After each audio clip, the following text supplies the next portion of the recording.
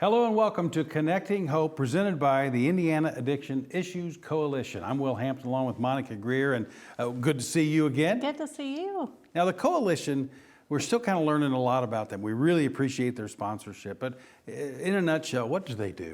Yeah, the Indiana Addictions Coalition, they have a lot of different things that they do. And what's neat is it's throughout the state. Yeah. So they do peer recovery specialists. They do a lot of trainings on trauma-informed care, just stigma-related issues, just very impressive. Brandon George, of course, from the Coalition, will be joining us in our next segment, along with Captain Josh Carey from the Hamilton County Jail. We'll talk a little bit about what they're doing together. But first, let's talk about a big event that's happening in Noblesville tomorrow night on March 13th. They're calling it the Night of Reflection. Yeah, very, very moving event to reflect on those that we've lost due to COVID and those that have helped. I mean, enormous amount of help from the first responders, hospital staff, just touching. The Night of Reflection, the elected officials, local people will be gathering on the old courthouse steps to just remember and think about the some 400 people in Hamilton County who have passed due to COVID. And they're actually asking neighbors and other people to kind of stay away, but at the same time, around 7 o'clock tomorrow night, to put a candle in your window to honor those we have lost. And as you said, this is also an opportunity to salute the first responders, and they have done such great work. And I had a chance to talk to Mayor Chris Jensen of Noblesville and a couple of the elected officials, 2 city councilmen, about the Night of Reflection. It is an opportunity to reflect. You know, it's a day that I think for generations to come we'll remember. March 13th is the 1-year anniversary of the disaster declaration because of COVID-19. And I think it's important, we hear about it a lot on the national news, but it's important to realize here that we've lost friends, we've lost neighbors, we've lost several hundred Hamilton County residents, and I think it's imperative that we stop and honor them and honor the year, or at least remember the year that we've all gone through. It's been tough. I mean, even it gets closer and closer to home, and you lose family members and you lose people you know, and Barry McNulty and some of the other people that you've met and talked to, and suddenly they're not here. It's tough, and you keep going, and we'll get our hands around this, and it's a resilient community, and we'll move forward. And hopefully remember them and remember this and the lessons, and be nice to each other and kind, and a little more patient with everybody. Well, I think it just reflects what Noblesville is all about. We're a great city. Although we've continued to grow, we're still hometown people and committed to the folks that live here. And it's difficult to understand. You have 372 lives that were lost as a result of COVID. But there is a silver lining, and I think it's brought people closer together. We've had some modern miracles occur as a result with the vaccine. So we get to celebrate the lives of those that were committed to this county, and also the families and the first responders and all our healthcare warriors that were there from the beginning. Thank you, gentlemen, for your service. And I think, Monica, one thing the mayor pointed out was that think of the thousands of people that our first responders have saved this last year. Oh, yeah, definitely. Incredible. Yeah. Time for our success story of the week. You ready? I am ready. It is our favorite part of the show, and Yes. we have a part 1 and a part 2. This is part 1 of this week's success story. I could be in a crowd full of people, but I still felt alone. And that felt, I felt that constantly until I put that first drink or drug in me, and it was a drink. 7th or 8th grade. I remember I drank a bunch of vodka, and I felt content, like I had a warm glow. I felt complete, like that missing piece of the puzzle was there. I first started indulging in heroin, using heroin, 20 years old, and it was all downhill from there. That's where I started changing my goals to meet my current behaviors in life. And my current behavior was to put that next drink or drug in me. Mind you, like alcohol, marijuana, all those things, that's the foundation. But heroin is what I sought after. Heroin is what I would, I'd steal things and take it to the pawn shop, for heroin.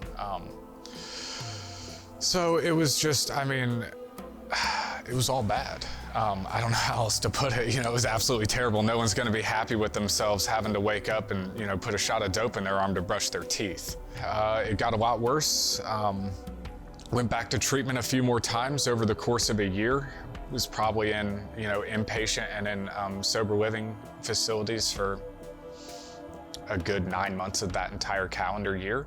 Because I just couldn't figure it out. I'm like, I expected like, hey, I'm paying all this money, family's paying all this money. Why can't this place cure me?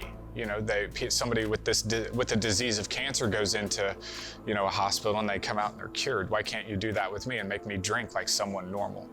So it got real bad. I woke up, I came to in Florida, in Tampa International Airport, to being apprehended by some police officers. I robbed a Subway. Thank you so much for sharing. I think it's amazing when you hear these stories each and every week, and that's just part one. Part two coming up a little bit later in the show, but I love to hear the stories. I do too. They're all different. We've seen several. They all have a uniqueness to them, but they all share their story of addiction and recovery and the connections they've made and how much faith is a part of their story. So, And it's thanks great. again to Daryl Mitchell from Aspire, Indiana, for helping us find and locate those success stories. We will hear part two coming up later in the show. But next up, Brandon George and Captain Josh Carey will join us as we continue here on Connecting Hope, presented by the Indiana Addictions Issues Coalition.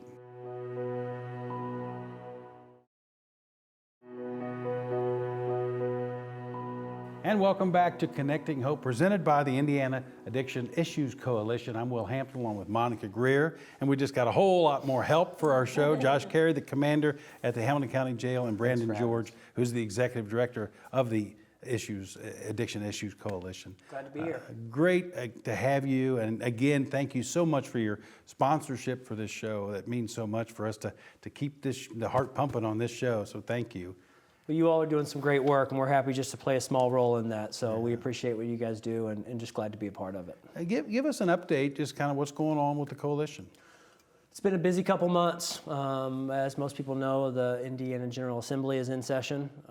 Starts up at the beginning of the year in January, and we're actually on the halfway break right now this week. And so we're staying busy with that. And then our Indiana Recovery Network, which helps put peer supports and recovery coaches in across the state, really has a lot going on right now. And some of it we're going to get to talk about today.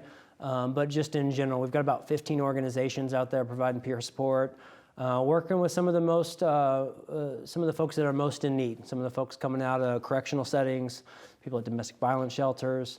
And so really trying to get the help where it's needed. And I really like that you have the services on 211. If you're not familiar with that, Brandon, you want to just give a little spiel on that? Absolutely. Call 211 if you need help. Yes. That's the easiest way. We worked with the state of Indiana and the folks at 211 to get an extension there. And so for those of you not familiar, 211, you can call there for their Be Well crisis line. You can call there if you need to find a food pantry. And now, if you need a recovery coach or a peer support, call 211, hit number 6, and they will get you connected with a recovery coach in your area of the state. So not just central Indiana, but anywhere in the state. Captain Carey is here with us tonight as well, and thank you. What's the connection? People say, okay, why are these two sitting here together? What is the connection between the jail and the coalition? Well, I think Brandon and I have the same mission, and that is to deliver services to those that are in need. So, as we build our programs within the jail, we were looking at Hamilton County residents, how can we give them assistance? But, we have so many people that are from other jurisdictions that we wanted to be able to make sure we supported them as well. So Brandon and I made contact with each other to where we could bring in Brandon's services. Once an individual is released from our facility, we'll have someone out there that they can continue to ask questions, confide in, get suggestions, support, and that's really opened up our services within our facility to other jurisdictions as well. And it kind of expands. I mean, it feels like you are always expanding in the jail on your services and what you're providing. And identifying what the needs are and running with it. So it's impressive. Yeah, we think it's very important that we try to touch everybody in there Yeah. with whatever assistance they may need. So the way you guys connect, help me, kind of take me through, there's a prisoner who may be about to be released, and perhaps maybe you've seen signs that, he or she is really wanting to improve their life, and that's why the connection is made, and then what happens? With, Go ahead. I guess one of the things that I would say is that Captain and the jail up there, they've got a lot of really good services in the jail. And the thing that was just mentioned is how do we work on that transition of people that are getting ready to leave or it's going to be in their near future. And so they've got a lot of programs in place already, and we utilize those to identify the people that we should be working with. And so there's existing programs in place, and then how do we start meeting with those individuals? Identify who's going to be leaving, identify what area of the state they're going to, and like he said, I think they do a great job in the jail. It's once they leave the jail, like what do we do there, and that helps fill that void, I think. Definitely. Yeah, and the peer recovery specialist, I think that trust is the biggest thing when they get out, to be able to trust their recovery specialist and just know that they've been in their shoes. So just that connection itself is very, very needed.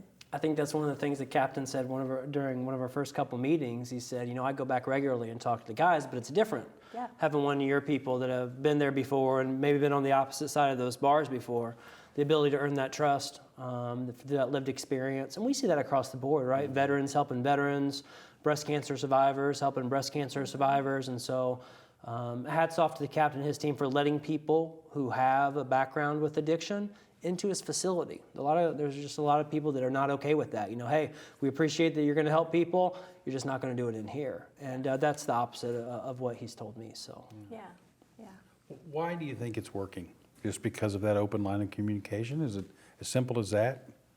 Well, I think maybe that's a question for the captain. I think so, but I think that not his willingness to do so where others aren't, I think it is on the bleeding edge of corrections, helping the correction setting, and he can probably talk to that a little bit better. So I think, we need to look at corrections as a whole. What is it that we're supposed to be doing? Are we supposed to be holding individuals until the outcome of their court hearing, or are we supposed to be assisting those individuals and transitioning them back into society? And I think it's important that in a correctional setting that we work with services like Brandon and the other groups and programs that we have, so that way we may impact those individuals to where they don't come back into our facility, or support them because they have children or other people outside that they're trying to take care of, so that way, again, they're not returning back into our facility. So I think the reason it works is the open line of communication, the trust, and not only that, it's one mission, one voice. Yeah. So programs and facilities can work together to complete what we're trying to complete. Yeah, and years ago, jails were jails. They didn't really provide any service, just held them until their time was up. And then, like you said, recidivism, you'd see them come back in, and they just weren't getting the help they needed or wanted. Some of them aren't ready, as you both know. But if they are ready, it's really encouraging that you provide the services that they can do to give them a good head start. A lot of them, when they get out, they don't know where to go, who to turn to. So just having that piece to help them, do the next step. How do you know which recovery coach or the peer support, how do you make that decision on matching?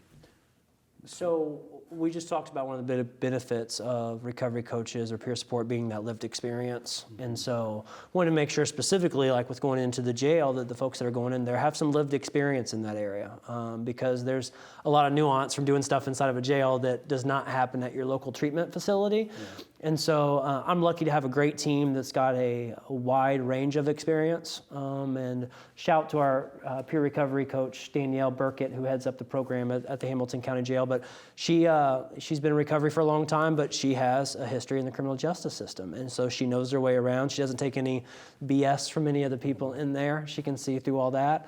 Whereas we wouldn't put somebody else that was naive to that type of setting inside of his facility. I think that's part of the trust and communication with us as well, that we're going to put people in there that are qualified, that have experience, that know how to move in that environment. And you want to protect the peer recovery coach as well. You don't want to overwhelm them and get them discouraged if it's not a right fit for them. Those doors closing inside of a jail can haunt somebody if they have not heard it before, so yes. If someone's watching this now, and maybe they have a friend or a family member that maybe is in the jail right now, and they say, you know what, I want to make that connection. How does that process start? So anybody, friends or family, they can reach out to me.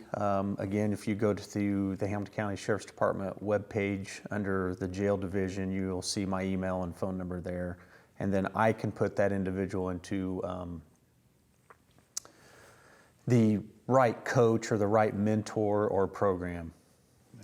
Great. What's next for you guys? Anything new with the coalition?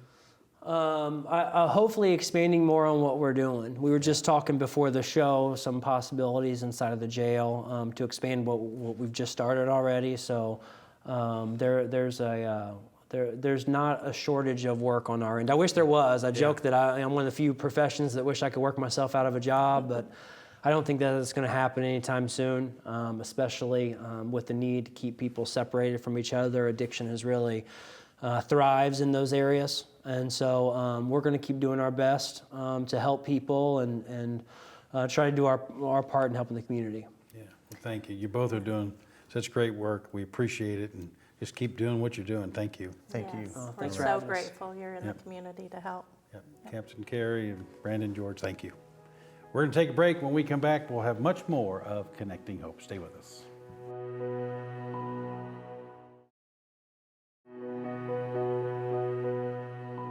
Welcome back to Connecting Hope, presented by the Indiana Addictions Issues Coalition. I'm Will Hampton, along with Monica Greer, and we're back. We just heard from Captain Josh Carey along with Brandon, but Josh does such a great job with the Hamilton County Jail, doesn't he? Oh yeah, he's so passionate about helping. It's not just a place to house the prisoners, it's a place that he wants to help and provide services, and you can tell that. He's really expanded the programming there. Well, I think you could hear in that interview that he really cares about what happens with, they were a prisoner, now they're a citizen. He really cares what happens next, doesn't he? Yes. Yeah. Yeah. So amazing. Yep, it is. Well, part 2 of our success story. We are sitting on the doorstep for that. You ready for it? I'm ready. Here it is, part 2 of tonight's success story. That was like the proverbial moment of clarity. I'm like, holy crap, that's like the tip of the iceberg of what I'm capable of doing for that drink or drug. That's what scared me. I felt a lot of guilt and shame. I felt sad for the people that I robbed, like the employees. Like, they're gonna tell their kids and their grandkids about that time a junkie, strung out, robbed them at syringe point. That's nothing. I don't wear that as a badge, but it's a part of my story for sure. What's crazy is I'm in jail, and I'm like, hey, the people that are reaching out to me were the acquaintances that I made when I was going to 12-step recovery meetings in the Indianapolis area, and they're still doing the thing, and their lives are great. And then I'm like, all right, something's got to change. So I'm going to go back to the Progress House. So that was one of those sober living areas, facilities that I was at. My life was really good there, but I never really committed myself to 12-step recovery or step work and sponsorship, sponsoring other guys, being a part of a 12-step program. I get an opportunity to start working there, watching cameras overnight. Showed up early, stayed late. I practiced these spiritual principles that are instilled upon me through step work, rigorous honesty, and a really cool 12-step program fellowship that I belong to. I can tell you that my life is a direct result of this simple program, and I quit trying to fix, manage, and control everything. It's a beautiful, beautiful thing. I never thought my life would be this good. I truly didn't. Career-wise, I now run the place. I have one boss, that's the CEO. I never, in my wildest dreams, would I ever think that. I oversee a facility of 100 men. That's what? In a place that even saved my life, you know? It's just, you can't make it up. And I never thought anything could be this good. It's just a beautiful thing to watch guys come in the same that I did and watch them turn their life around and then in turn come back and give back. And that's what makes it the whole, like, just full circle. It's a beautiful thing. And again, I say thanks to Daryl Mitchell from Aspire Indiana Health for helping us find these great success stories. And that's one thing, Monica. There are a lot of organizations that watch this show. Yeah. And that's kind of an appeal I think you could help me make, is help us tell their stories. And what's the best way for them maybe to reach out to you so that maybe can have their success story on this show? Sure. If anyone is interested in sharing their story or know of someone that might want to share their story, they can contact me at my email address, Monica, MONICA, .Greer, GREER, at hamiltoncounty.in.gov. Yeah, there's a lot of great stories out there. Yeah. We're going to take a break. We're back to close out this edition of Connecting Hope after this.